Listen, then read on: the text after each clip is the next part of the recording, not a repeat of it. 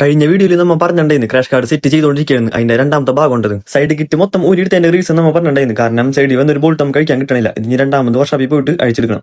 ഈ ഇരിക്കുന്ന ബോൾട്ട് ഉണ്ട് രണ്ടാമത് പണിയുന്നത്. ക്രാഷ് കാർഡ് സെറ്റ് ചെയ്യുമ്പോൾ സൈഡ് കിറ്റും അതുപോലെ അണ്ടർബെല്ലും ചെറുതായിട്ടൊന്ന് ഹോൾ അടിച്ച് വെക്കേണ്ട അവസ്ഥയാണ്. അതുകൊണ്ട് അണ്ടർബെല്ലി നമ്മൾ നേരത്തെ അഴിച്ചു വെച്ച് ഗ്രൗണ്ടിൽ പ്രാക്ടീസ് ചെയ്യുന്നതുകൊണ്ട് കല്ലും മണ്ണും കുറച്ച് കിട്ടിയില്ല.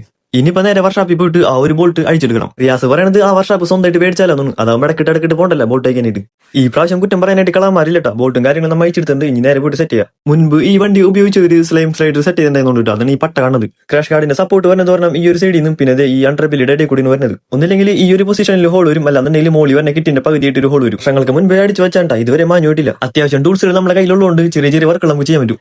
ഈ കാണുന്ന ഈ ഒരു പൊസിഷനിലേക്കും ക്രാഷ് കാർഡ് വന്ന് നിൽക്കുന്നത്. അതേപോലെ തന്നെ ലെഫ്റ്റ് സൈഡിലും ഇനി നേരെ കിറ്റ് ഹോൾ അടിച്ച് സെറ്റ് ചെയ്യണ പരിപാടി ഉണ്ട്. ഇവിടേക്ക് പിന്നെ എപ്പോൾ വന്നാലും ടൂൾസ് റെന്റിന് കിട്ടും. നമ്മളെ വീടിന്റെ തൊട്ടടുത്ത് തന്നെ ഉണ്ട്. 2 മണിക്കൂറത്തേക്ക് ഈ ഒരു ഡ്രില്ലിന്റെ റെന്റ് എന്താണ് വെറും 30 രൂപ. ഹെഡിന്റെ അവിടെ നിന്ന് പറഞ്ഞ ബെൻഡ് പൈപ്പ് ഉള്ളതുകൊണ്ട് ഈ ഒരു ഭാഗത്ത് ഹോൾ അടിക്കാൻ ഇത്തിരി ബുദ്ധിമുട്ടുണ്ട്. ഇത് വെറുതെ ഹോൾ അടിച്ചാൽ മാത്രം പറ ഇതിന്റെ ഷേപ്പിൽ കട്ട് ചെയ്തെടുക്കാൻ വേണം. കിറ്റിന്റെ ഉള്ളിലേക്ക് വരുന്ന ഒരു പൊസിഷൻ ഉണ്ട്. ആ പൊസിഷൻ ടൈറ്റ് ചെയ്യുമ്പോൾ കിറ്റ് മേൽക്ക് ലോഡ് വരും. ആ ലോഡിൽ അടിക്കാൻ നമ്മൾ കട്ട് ചെയ്ത് കുറയ്ക്കണം. ബാക്കി വരുന്ന പരിപാടി മൊത്തം അടുത്ത വീഡിയോയിൽ. അപ്പോൾ ബൈ.